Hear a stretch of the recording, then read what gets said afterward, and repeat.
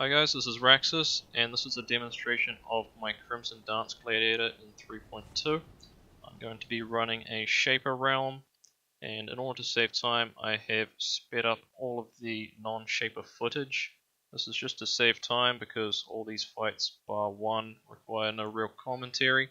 So if you're only interested in the Shaper phases of this map, then please skip ahead to those.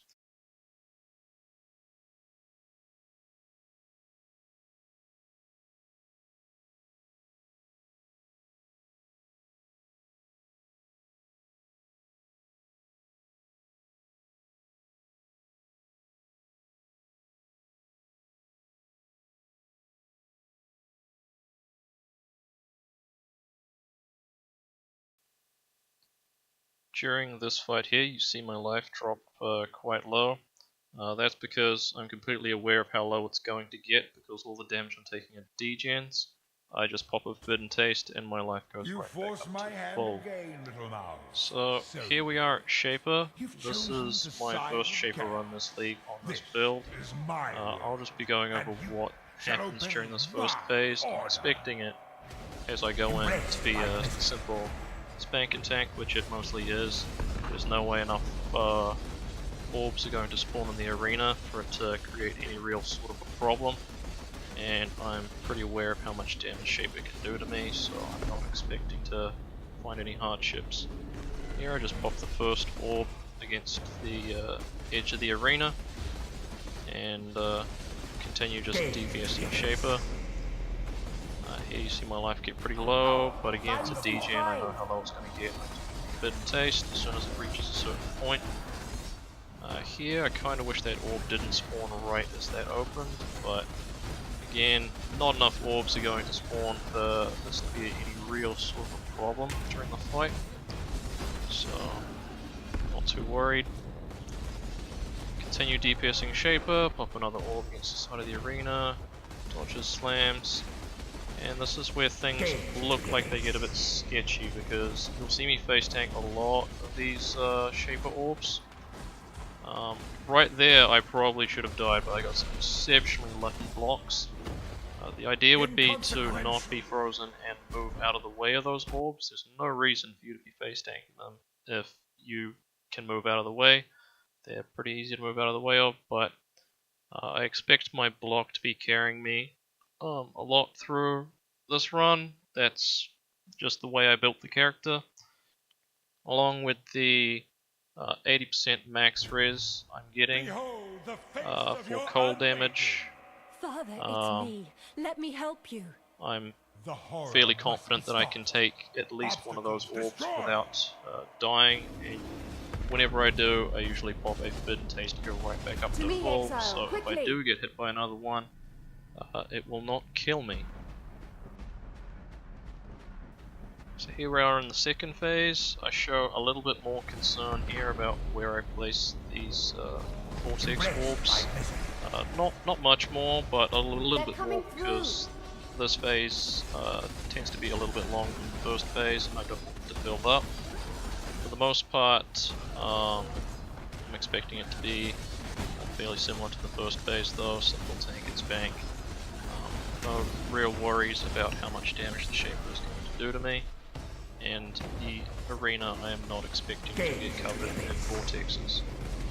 So continue to just DPS Shaper.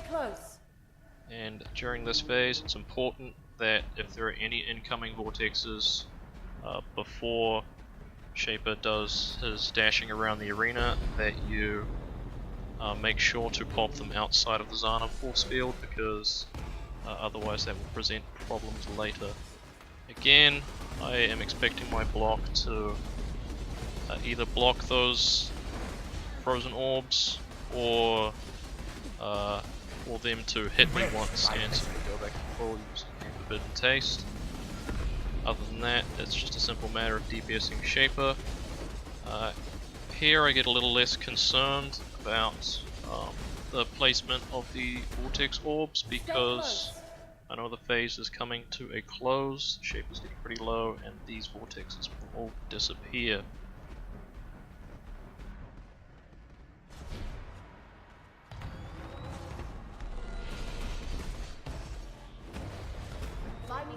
mine.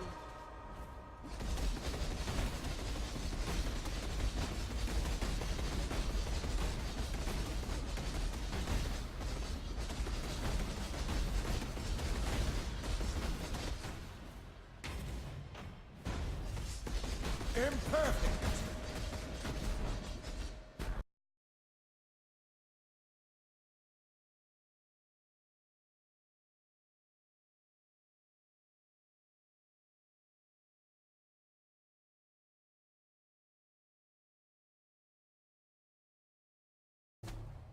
These memories are mine.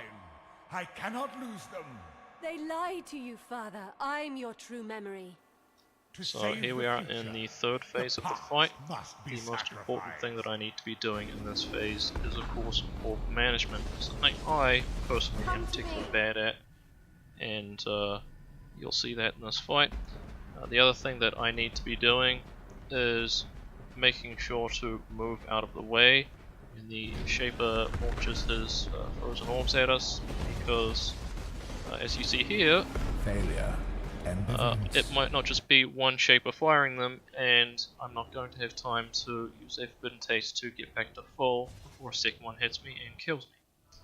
So, as I said, orb management is going to be key in this fight, because I do not want to get the arena cluttered with vortexes that will lower my overall DPS, make the fight take longer, make more vortexes spawn, and we're not going to have a good time.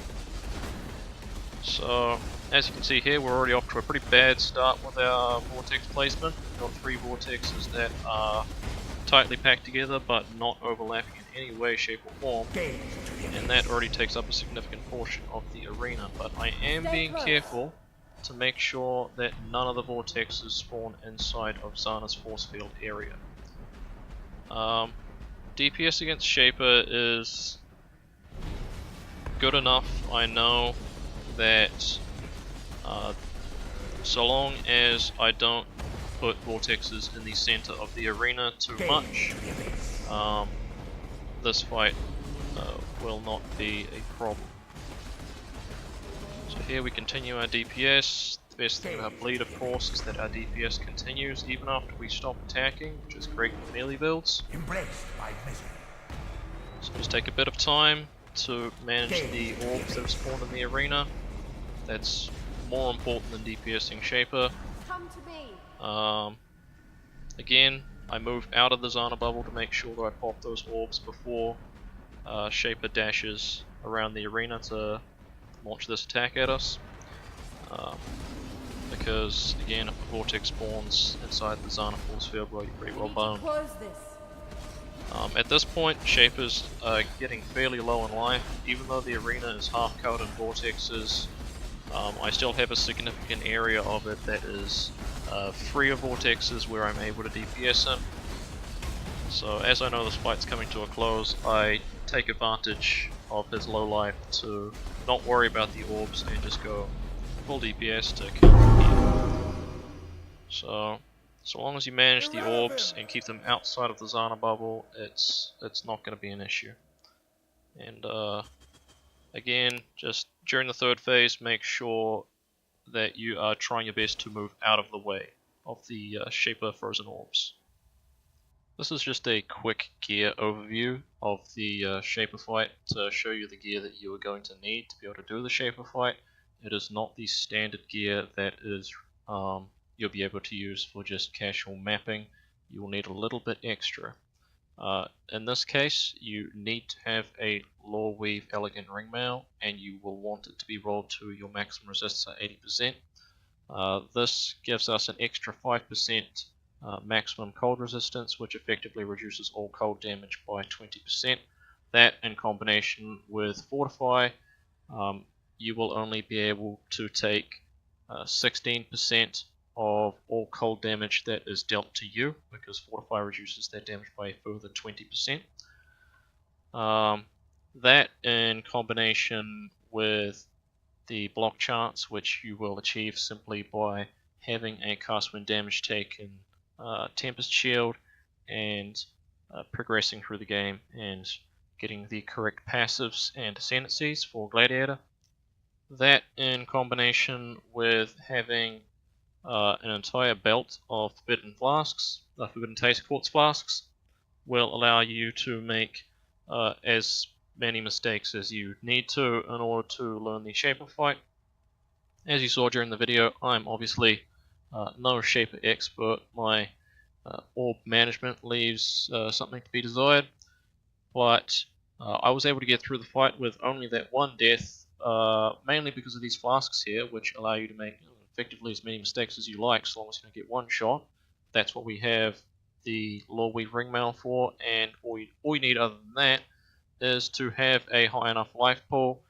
When I ran Shaper, I believe I had 6.4k life. This video is being taken at a later date, and that's about all you need. I didn't get one shot even once by any of the orbs.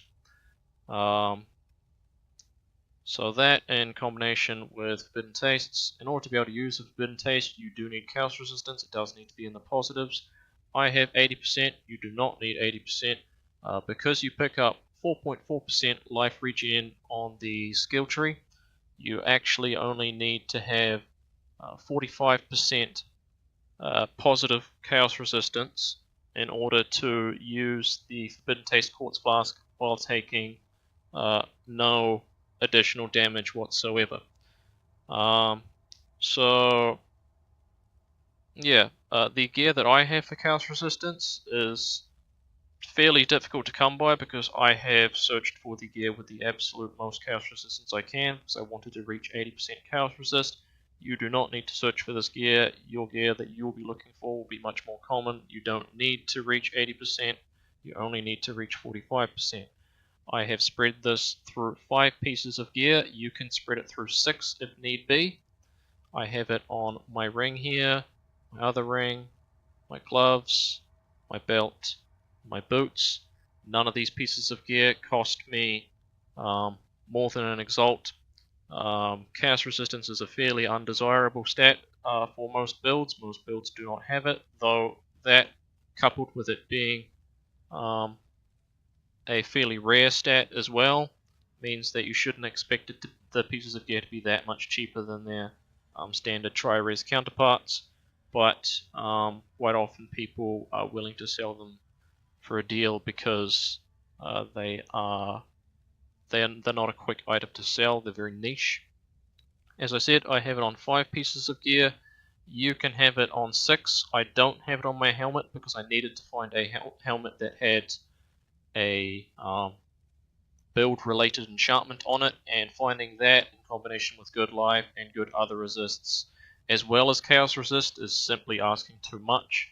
But if you forego the enchantment, you should be able to find a piece of gear with sufficient resists that also has chaos resistance on it.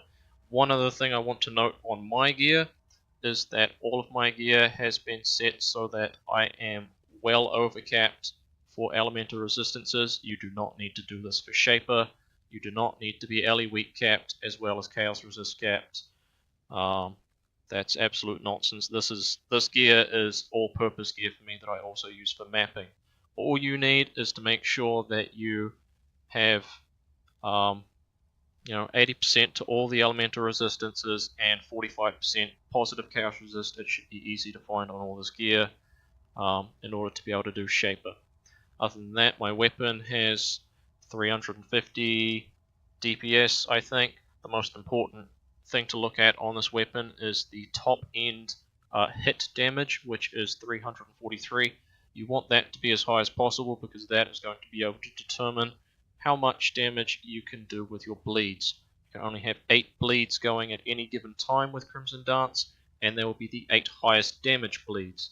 Therefore, having high end damage on your weapon is the most important part of the weapon, not the overall DPS.